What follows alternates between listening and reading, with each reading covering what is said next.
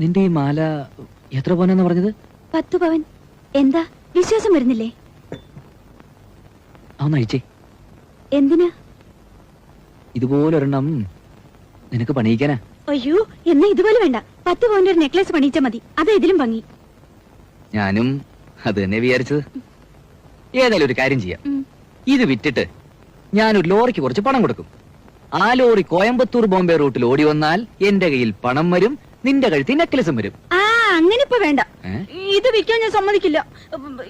ഇതെന്റെ അച്ഛൻ തന്നതാ. അയ്യാ, അവിടെ ഒരച്ഛൻ ദുബായിന്ന് കേട്ടപ്പോ നിന്റെ തന്ത ഒരു പത്രാസിന് കെട്ടി തന്നാലേടി ഇത്.